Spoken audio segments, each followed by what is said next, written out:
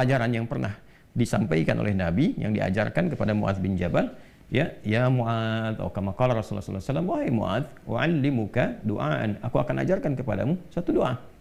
Ya, dan jelas kalimatnya. Bisa mengentaskan kesulitanmu, utang-utangmu, dain kalimatnya itu, walaupun itu sebesar Jabal Uhud, gunung Uhud. Masya Allah. Ya, Muadz, maukah engkau aku ajarkan satu doa yang kalau engkau baca itu, engkau punya utang, terjebak dalam satu kondisi, ya, walaupun sebesar gunung Uhud, Allah akan melapangkannya. Ya, teman-teman yang pernah umrah, pernah haji, tahulah seperti apa gunung Uhud itu. Ya, panjangnya luar biasa dan seterusnya. Itu ilustrasi.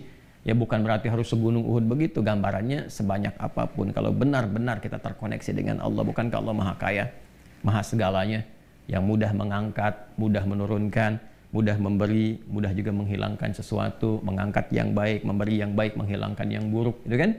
Dan seterusnya. Maka Muadz tentu mengiyakan, dan Nabi kemudian sallallahu alaihi wasallam memberikan petunjuk doanya, gitu kan? Maka beliau memulai dengan Allahumma, gitu kan? Kalau kita baca ayatnya kan qulillahumma, ya. Nah, kita bisa bacakan langsung potong dari kata Allahumma-nya berdasarkan pengajaran dari Nabi sallallahu alaihi wasallam kepada Muadz bin Jabal. Itu bisa dicek di hadisnya. Allahumma malikal mulki. Coba buka mushafnya ya. Buka mushafnya. Teman-teman buka mushaf ini, mushaf masing-masing di rumah, cari Quran surah ketiga Ali Imran ayat 26. Kan kata kulnya di situ, kalau kita baca Quran harus dibaca semuanya. Qulillahumma. Tapi kul itu kan katakan, ya, perintah Allah kepada Rasulullah. Nah, kita bisa dalam konteks berdoa, kita bisa langsung bacakan dari Allahumma-nya. Allahumma malikal mulki. Saya ulang ya. Allahumma malikal mulki.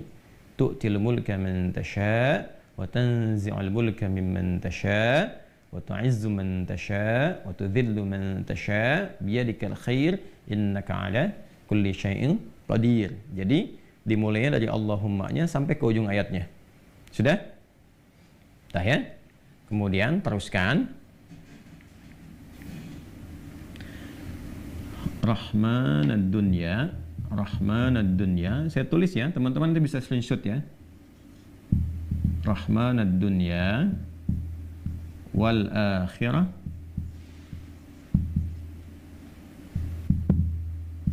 Rahmanad dunya wal akhirah wa rahimahuma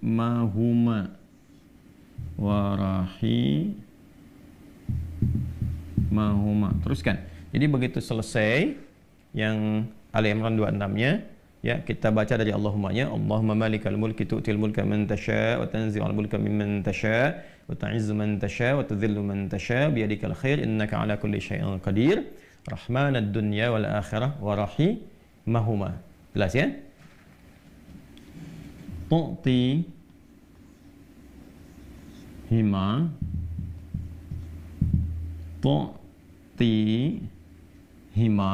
kan? Man tasha'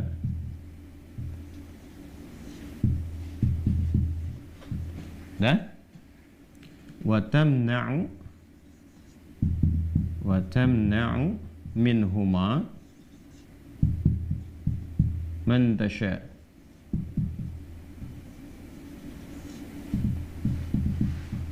Dah? Sudah? Rahmanad dunya wal akhirah wa rahimahuma. Asalnya ya Rahman, ya Rahmanad dunya wal akhirah. Karena kita ingin cepat. Biasanya kan orang memohon tuh kalau punya utang pengen cepat dilepaskan kan? Maka caranya biasanya dilepaskan huruf ya-nya dan menunjukkan ini fathah untuk menunjukkan ada ya sebelumnya. Asalnya ya Rahmanad dunya wal akhirah. Kita percepat supaya kita minta sesuatu dipercepat. Rahmanad dunya wal akhirah wa rahimahuma. Tu'tihima man tasha' wa tamna'u minhuma, ya kan? Man tasha'. Allahumma malikal mulki tu'til mulka man tasha'. Ya Allah yang menggenggam segenap kekuasaan, Engkau memberikan kekuasaan pada siapa yang Engkau kehendaki. Wa tanzi'ul mulka mimman tasha', dan juga mencabut, mengambil kekuasaan dari siapa yang Engkau kehendaki. Wa tu'izzu man tasha', Engkau mengagungkan, mengangkat siapa yang Engkau kehendaki. Wa tudhillu man tasha', dan Engkau bahkan merendahkan di antara makhlukmu yang Engkau kehendaki sesuai dengan hukum-hukummu. Biyadikal khair, segala ketetapan kebaikan dan segala kemuliaan ada dalam ketetapanmu. Innaka 'ala kulli syai'in qadir, hanya Engkau yang paling kuasa untuk menetapkan segala hal. Rahmanad dunya wal akhirah, ya Allah yang maha pengasih, yang sempurna kasihnya dalam urusan dunia dan akhirat. Wa rahimahuma, dan sempurna kasih sayangnya dalam segala urusan dunia dan akhirat. Tutihi man tasya, engkau memberi siapapun, baik di langit ataupun di bumi, kepada siapa yang engkau kehendaki. Wa tamna'u minhum man tasya, engkau pun bisa mencegah apapun terjadi bagi siapapun makhlukmu di langit ataupun di bumi. Jadi kita mengambil dua hal nih, yang baik Allah kasih, dari yang buruk-buruk dicegah, gitu kan?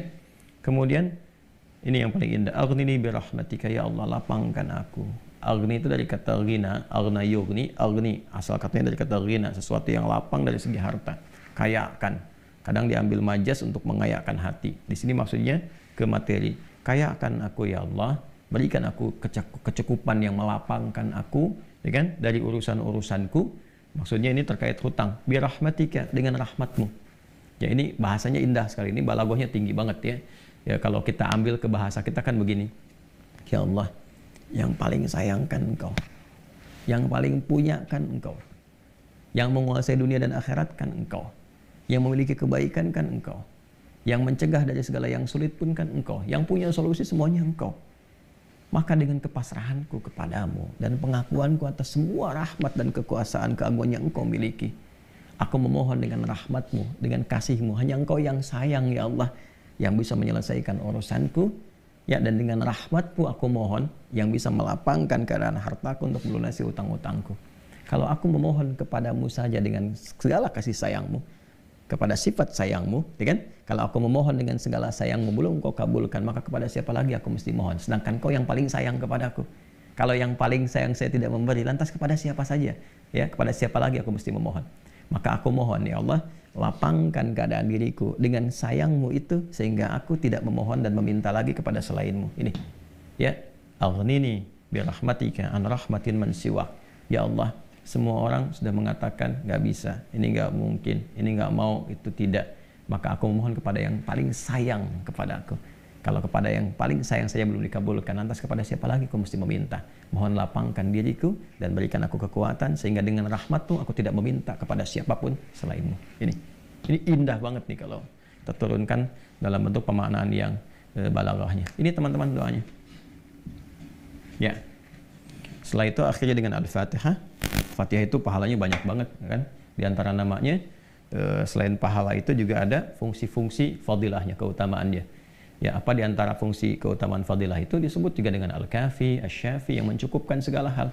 Dengan yang dengan izin Allah bisa menyembuhkan, karena intisari Quran itu ada di Al-Fatihah. Maka diakhiri dengan Al-Fatihah, kemudian setelah itu tutup dengan salawat.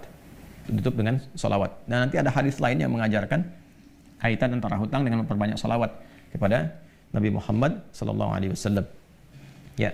Nah, salawat ini juga penting teman-teman sekalian, diperbanyak di akhir ya. Jadi setelah baca tadi Quran surat Nuh, Ali Imran, ya istighfar dulu. Jadi kalau kita rumuskan kan ketemu 5 kan? Ya, dari mulai kita istighfar dulu dengan segala ketulusan, dalilnya surat Nuh itu, kemudian di surah Ali Imran kita bacakan, terus praktek doanya kita temukan.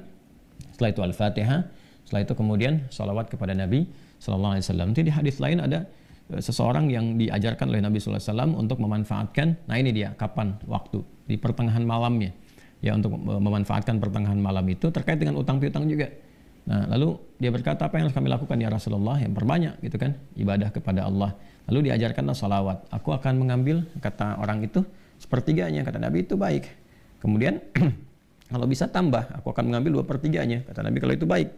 Lalu kalau bisa tambah, aku akan mengambil keseluruhannya. Ketika orang itu menghidupkan salawat di akhir-akhir malam itu, ya maka Nabi SAW langsung berkomentar, kama qala Rasulullah SAW, maka Allah akan mencukupkan, bahkan melebihkan apapun yang kamu rasakan gitu ya, yang kamu hadapi. Nah, itu beberapa ulama menempatkan bab itu dalam pengantasan utang piutang. Jadi kalau kita temukan, ketemulah kemudian di sana 5 bagian, yang kelimanya ditutup dengan keadaan ini kapan, yaitu waktunya tengah malam, dan ditunaikan diawali dengan sholat dulu untuk mengoneksikan diri kita kepada Allah Subhanahu wa Ta'ala. Jadi kalau Anda bertanya kapan ini dibacakan, ya saya ulangi, kapan ini dibacakan, yang paling pokoknya adalah di pertengahan malam, di 1/3 malam. Jadi bangun malam hari supaya ada getaran kejiwanya lebih cepat, mengamalkan Quran surah Al-Muzammil itu surah 73 ya, di ayat yang ke-6. Inna nasyi'atal laili hiya asyaddu wat'aw wa aqwamu qila. Bangun malam itu bacaannya menyentuh kepada jiwa, lebih mudah mendapatkan kekhusyuan. Jadi sepertiga malam bangun, istighfar gitu kan. Ya, setelah sholat kita supaya bangun konektivitas dulu. Sholat itu kan kalau sudah bagus khusyuk, konektivitasnya tinggi. Setelah itu baru diistighfari. Istighfar menjelang sahar. Ya, wabil asharihum yastaghfirun, menjelang sahar mereka banyak istighfar. Nah, kalau sudah beristighfar, itu Masya Allah nanti di Quran surah ketiga ayat 17 itu nanti akan diberikan oleh Allah 4 kekuatan yang bersanding dengan orang istighfar. As-sabirina was-sadiqina wal-qanitina wal-munfiqina wal-mustaghfirina bil ashar. Punya kekuatan untuk sabar, punya kekuatan untuk membenarkan ajaran Quran dan mengamalkannya. Kemudian apa lagi? Qanitin, khusyuk ibadah.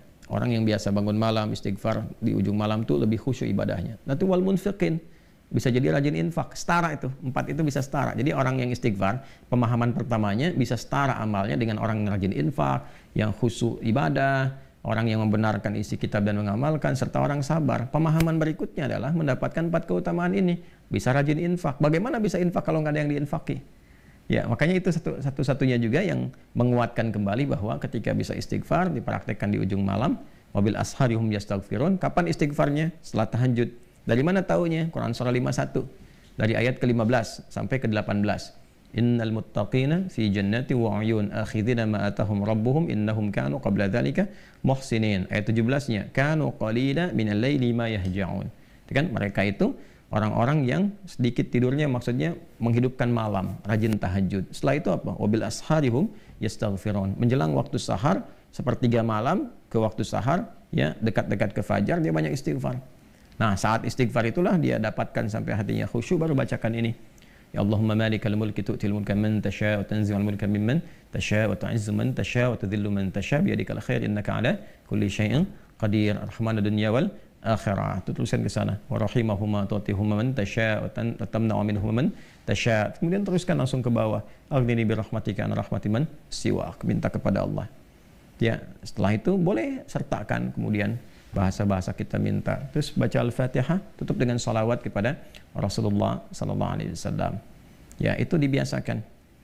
Nah, sampai mendapatkan kekuatan, tapi bukan berarti tidak berikhtiar. Setelah itu ikhtiar tetap. Ya, tetap berikhtiar.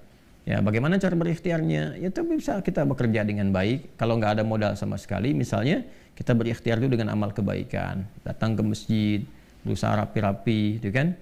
Kemudian kita lihat ke DKM-nya misalnya mengajukan dulu permintaan. Nggak usah banyak-banyak pinjamnya. Pinjamlah misalnya 100.000, 200.000 atau 500.000. Kemudian setelah itu cari peluang-peluang misalnya di majelis-majelis ilmu kan banyak orang belajar itu. Ya belilah modal tertentu, beli makanan atau minuman. Terus kontak ke DKM-nya sampaikan. Ya, supaya nanti ada sinergi antara jamaah dengan yang dagang. Bicara dengan baik-baik sehingga nanti diumumkan. Ustadznya juga menyampaikan, berikan kelapangan kepada teman-teman yang sedang misalnya mencari rezeki berjualan, dapat dari situ, tambahkan lagi berdoa. Bisa jadi tiba-tiba Allah berkehendak menggerakkan orang-orang tertentu yang baik dan sebagainya. Ya kan? Jadi bukan datang ke ustadz untuk melunasi utangnya. Saya lihat beberapa teman-teman tuh kalau minta saya terjebak riba gini, gimana solusinya? Mau minjam, mau minta dilunasin. Teman-teman saya itu udah tugasnya ngajar. Kalau antum tanya doang saya jawab, tapi ya, kalau urusan dunia carilah gitu kan terkait dengan dunianya. Bisa antum ke Basnas, bisa ke bagian DKM masjid, bisa ke teman-teman pengusaha yang muslim yang baik-baik ya. Kalau saya kan ngajar gitu. Ya kalau ada alhamdulillah, kalau ada itu kan ya, kalau yang sifatnya terkait dengan bimbingan itu lebih utama.